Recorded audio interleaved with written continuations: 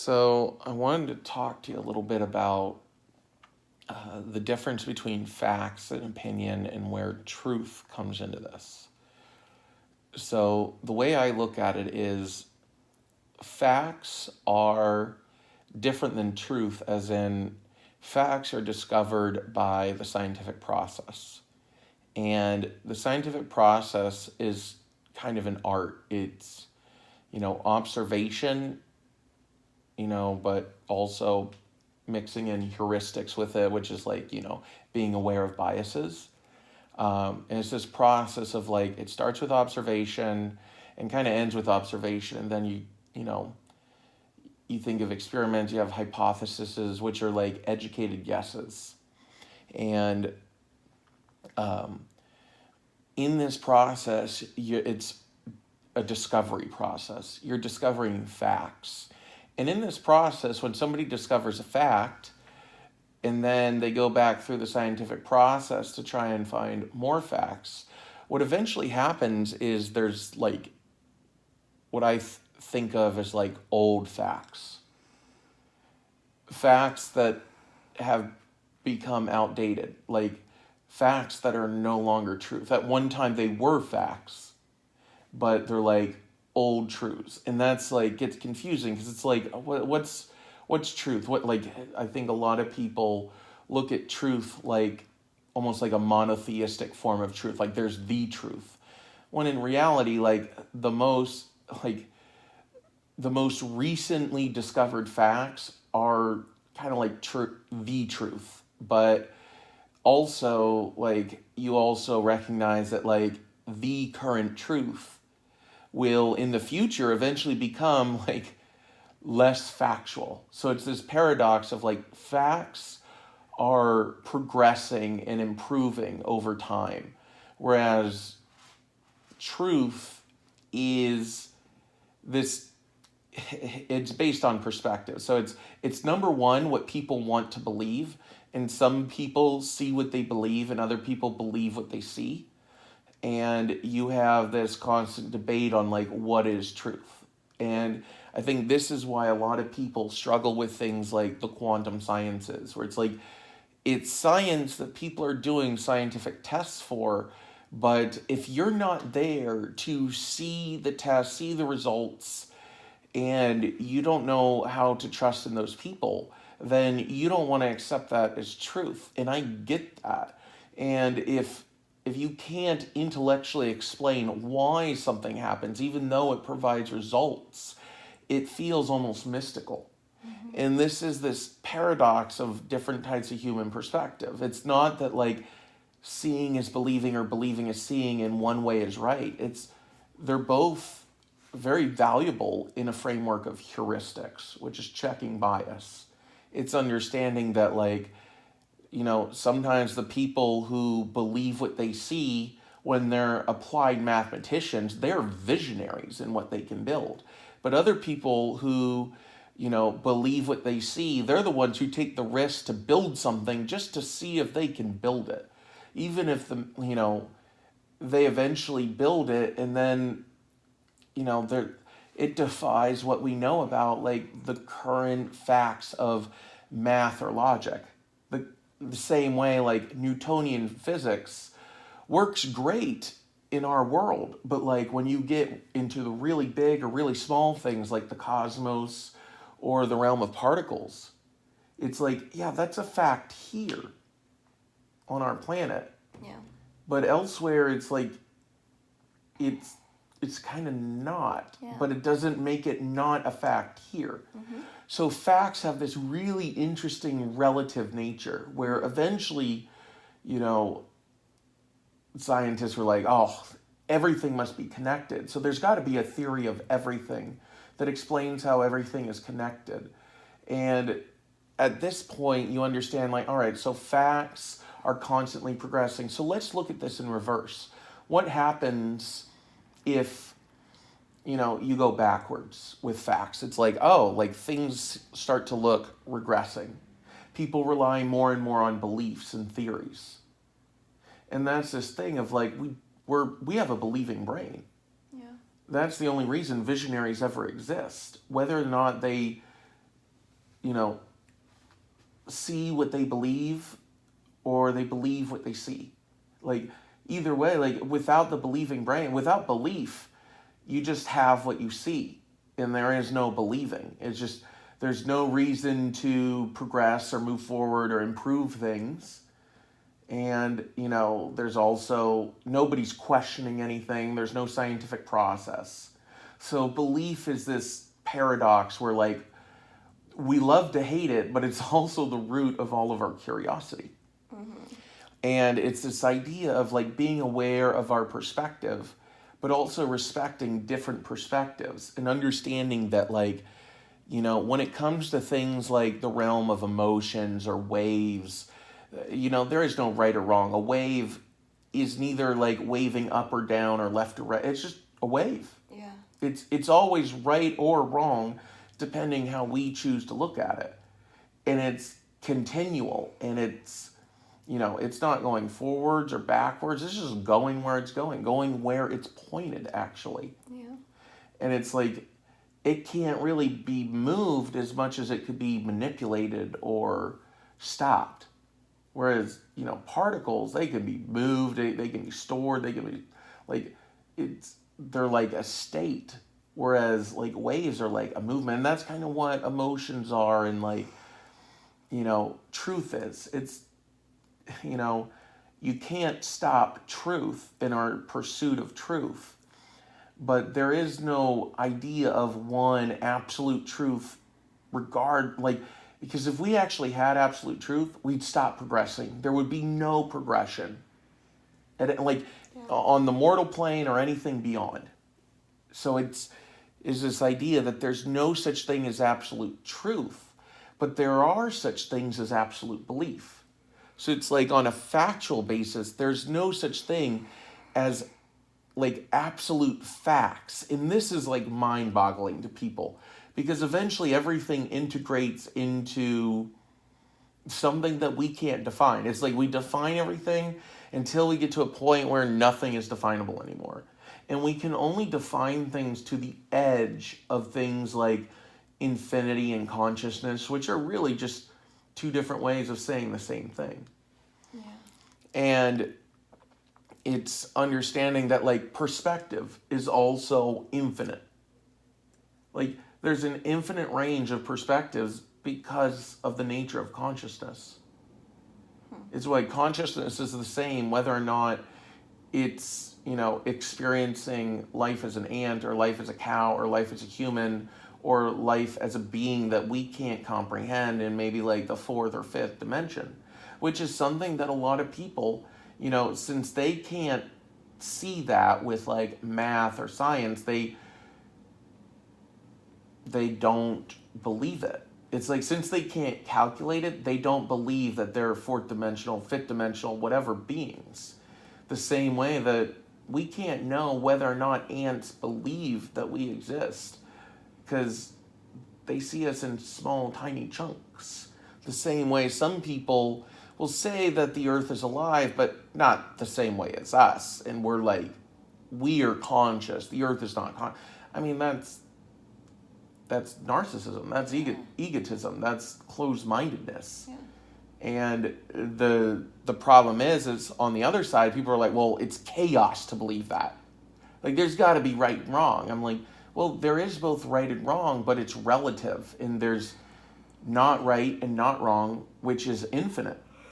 It's always progressing. What is not right and not wrong is not the same as what is right or wrong. It's not a different way of saying the same thing.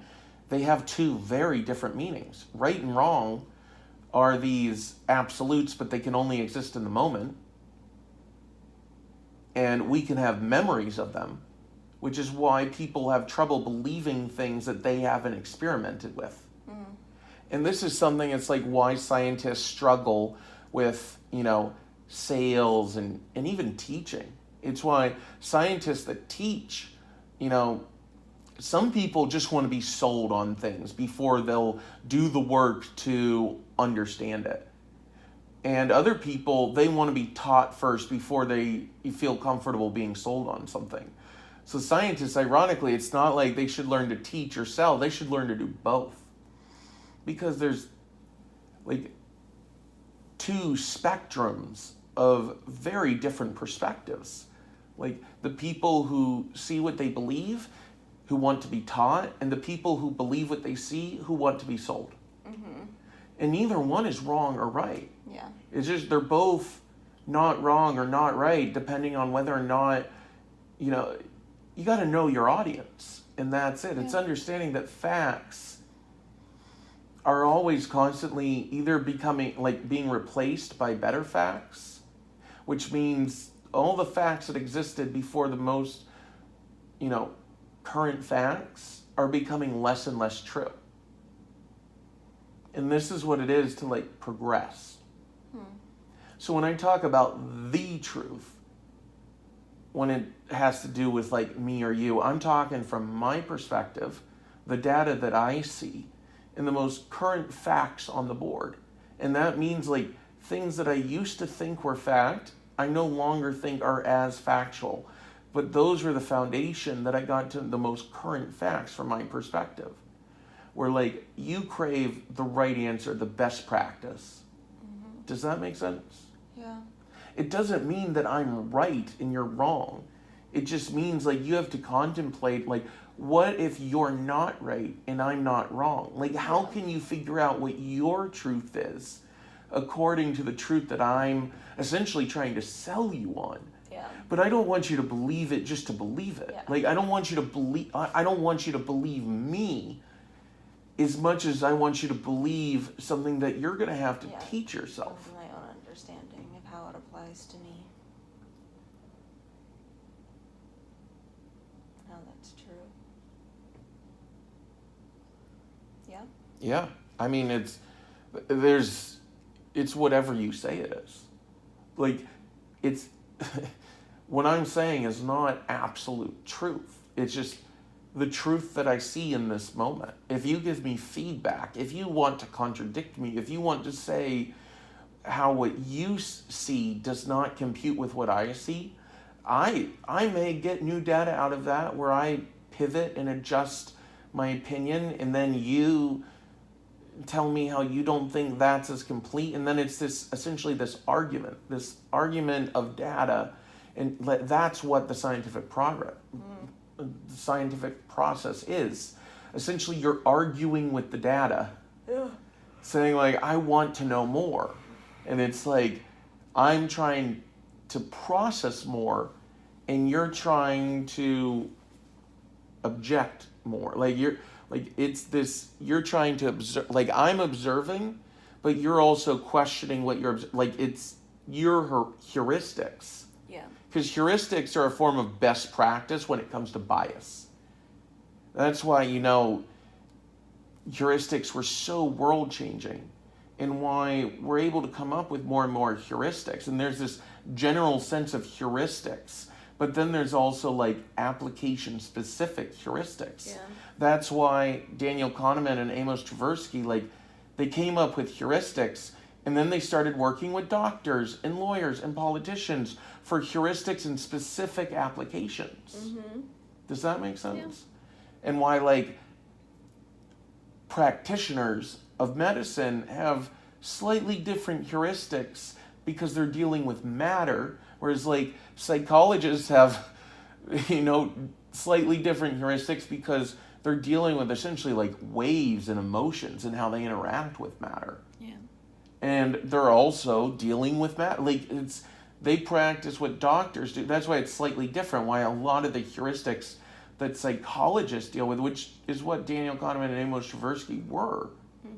And it's like their heuristics had to be slightly adopted for, like, practicing medicine doctors, which were ironically more open-minded to it than psychologists. Yeah. So, and these are the things. It's just like some people talk different. Like, I talk different to you in a way where you're like, well, that's wrong. And I'm like, but that doesn't mean I don't want to be more right. Yeah. Like, I'm only able to communicate what I see. Like, I believe what I see. And you can tell when I'm just getting defensive and I'm not open-minded to actually discussing it. Yeah. I'm just on the defense. It's why, like, theoretical mathematics, like, makes so much more sense to me than applied mathematics. Like the actual process of being a mathematician isn't as fun for me as certain processes like the scientific process or probabilities, which are just frameworks for like discovering new best practices. Mm-hmm. And probabilities is really, really useful in the day to day and understanding other people, other unknown variables. It's a discovery process. So like I can get probabilities like nobody's business, even though I struggle with things like algebra.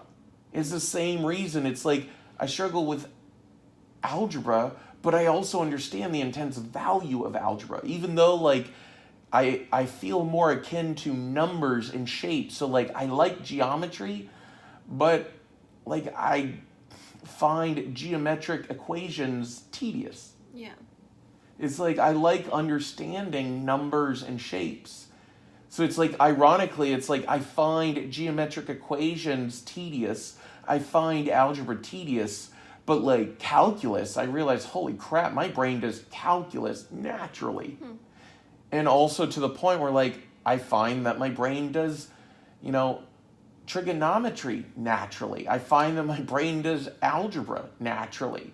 But the actual process of sitting down and doing algebra, doing calculus, and doing trigonometry, and doing geometry isn't as fun as being aware of the principles of these things and understanding the value of points and line segments and, you know, the principles of calculus and compound numbers. I'm like, I love the principle of compound math. Do I want to sit down and compute compound math? Hell no. Yeah. But I also understand that, like, if I don't know how to do that, I'm going to be dependent on other people. And I'm stuck in a world where the people who do that kind of stuff don't want to be sold. And that's my natural thing. So I always have to be on. The same way a scientist who understands how to teach, like, finds selling tedious and even dishonest. It's like, I find it tedious and exhausting and, you know, almost a waste of my time to sit down and teach people. But I've come to appreciate it because I see how much work people who understand logic and math and like teaching, how much effort they put in, just like I put in a shit ton of effort trying to sell people who don't want to be sold. They put in a shit ton of effort trying to teach people who don't want to teach, don't want to be taught. Yeah. And it's interesting how we can all be brainwashed in a way where it's not like this evil form of brainwashing, it's just like a bias. Yeah. It's like you became really good at sales. I saw the danger in the unethical nature of sales if you do it without like heuristics. So it's like what I learned that I was like, oh, this solves so many problems. Yeah. Ethics solves so many problems with sales. And like ethics solves so many problems with marketing. And it's like you're in this realm where like you want to be sold, but you find learning as tedious as I find teaching. So like that's why we run into so many problems where like I know like you want to be sold, but like there are certain things in the realm of like math and science and really understanding how to navigate the emotions of other people. And these ebbs and flows and waves of the world we live in. Yeah. That like there's some things it's like it's not as simple as just being sold and told what to believe. Mm-hmm. It's not like understanding principles like probability, like there's no like probability calculator that's one size fits all. It's like they're parameters. It's like not everything, like everything is affected by probabilities, but the outcome is going to be different depending the data that you input to the probabilities. Yeah. And that's the thing. It's not an answer. It's just a way to ask questions, like the scientific process. Like the scientific process isn't a hard science. The same way like probabilities aren't a hard science. Yeah.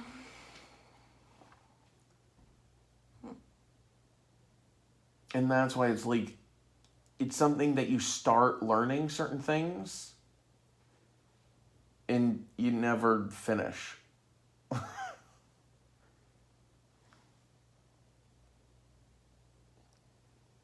The same way I have to accept, like, I'm constantly going to need to be learning and checking my notes and refreshing what I know about, like, how to do math.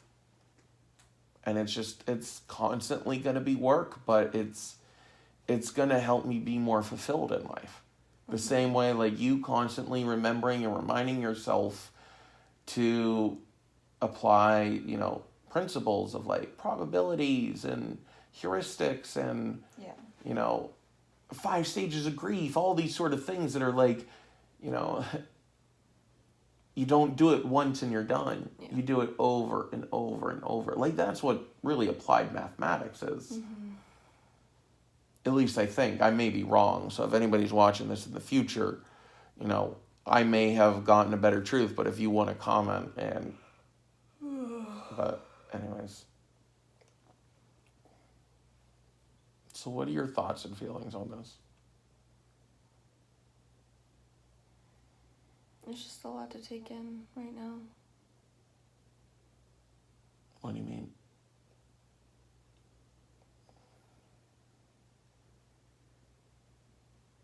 I'm just still processing everything, and I don't feel like I have an opinion of it. Yeah.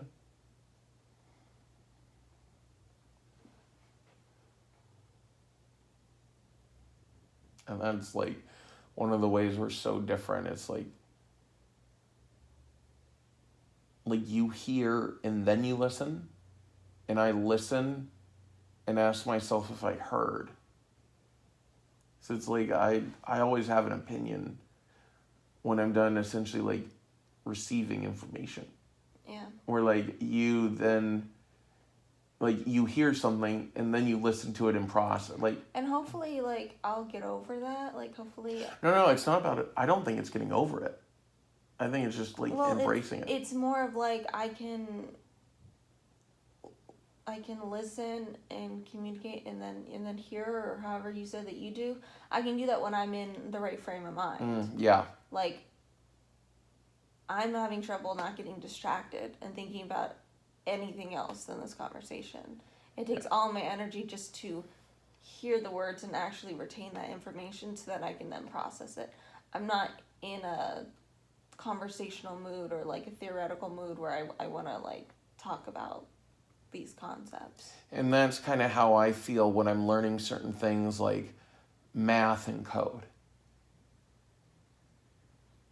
It's why, like, when you take the math and code courses, you do better on the tests and quizzes than me. Mm-hmm. Whereas I just keep in mind, like, I'm going to have to take these over and over, and I need to track my progress to see how well I'm retaining these things. Mm-hmm.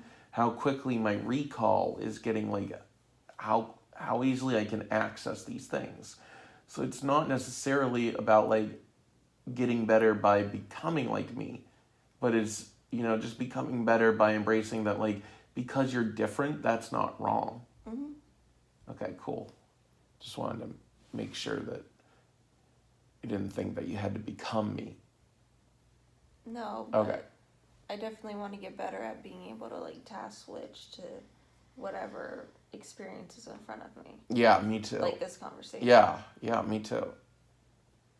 The same way, like, I want to get better at, like, when I do stuff like this, just shutting my mouth and, like, not interrupting you when you say one thing. Oh, I'm like, I don't mean that. Like, it's like, shut your mouth, Jace. Like, let her, like, speak her mind and process. That helps me know that what I'm saying, like, what conclusions you're coming to about what I'm saying. So then I can change the way, what language I'm using. Oh, so, like, So that helps you, like, a sentiment analysis? And, well, like, now I know that from what I said, it sounded like I want to turn into you or be like you in that way. And that's not necessarily what I was saying. It doesn't portray what you mean. Yes. Okay. So yeah, it helps you do like a sentiment analysis and like, all right, are my words Yeah. correct So for my how could I? audience? Yeah. So how Okay. could I have said that differently so that you didn't have to feel like you had to say what you said? That's interesting because like I self adjust how I talk based on like Your everything from audience. micro expressions. Like yeah, like Yeah. I can micro adjust to the point where like I don't have to adjust in ways that seem as major as what you're talking about. Mm-hmm. Like I'm constantly doing data collection. So I can adjust like a data scientist as opposed to like an experimental laboratory closed experiment like scientist. Hmm. Whereas think like you kind of approach things like that. Like you test something, you go to completion, and then you look at it afterwards. Whereas like data scientists can kind of like move and adjust as Yeah. things go, Well, like if micro I yeah adjustments. yeah Which is I think why it's so dangerous when it's applied to like things like marketing and advertising on a mass scale. Why it's been so productive, but also like why we desperately need like ethics and heuristics for like data science, yeah applied data science. Like that's what like the ad platforms are. It's like they're a service for marketers that are a combination of like data collectors like Facebook and data scientists like Cambridge Analytica, and then marketers are going in using these tools without like any set of ethics or heuristics that really apply to this. Hmm. Does that make sense? I don't know. Okay. I don't know if I understood that. I don't know if I know how to explain that correctly yet. It's okay. Understand that like I kind of see these data points and try and find out like what are facts and what are biases because the data kind of looks all the same in, you know, the human brain, in my human brain. So it's like Mm-hmm. trying to navigate like what's fact, what's like objective fact, and what's like subjective to my perspective. So I kind of say out all the data points and see um, what is like objectively true and what like may need to be adjusted because what I'm realizing is like facts and data, like especially data that is just facts. But what's interesting is like data in itself is a collection of facts and opinions. So it's like we try and test to purify it. So like we remove the opinions and the bias using things like heuristics from the facts. Yeah. But when we tell those facts to other people, to hold people's attention, they need to be encapsulated in a story. And that's like what sales are, and that's what teaching is. Yeah. It's creating a story. And sometimes it's a step by step story, which people, I think, with your perspective, really care about. Or people like me, I want it to be entertaining. Like, I'd rather learn about things like marketing and math by learning about the stories of people like Pythagoras and Euclid and all the mathematicians as my foundation. Where like you want to learn like the rules that it's based on. And I'm like, oh, like I want to learn why I need to respect those rules. Like I need to know about those people, which people like you're like like that's a waste of time. I'm like, but that's how I get myself interested. I And think it depends on like what motivates you and like depends on this subject. yeah, Sometimes it's easy for me to see why I'm doing something, so just give me the facts and the rules. yeah, And sometimes it's like it doesn't matter why because I know I need to do it, but I guess if I know I need to do it then I know why. but where I'm like, I care I don't about know. things like the sentiment, the morality, the ethics of the questions we're asking and the answers that we may be trying to work for. Where like you're just like, will it work? Like it's very practical and like Yeah. I know I've started to respect practical and pragmatism, and I'm like, I think that's why stoicism works better for me than you. Where it's like, for you, it's like it's almost like what I'm trying to become less of you're trying to become more of. Hmm.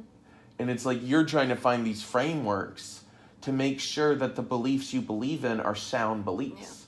And that's why things like logic and math are useful for you. It's all about harmony, and we're both trying to find that balance. Yeah. It's like, it's completely irrational for us to want to be a couple, but love is irrational like that. Yeah. It's like,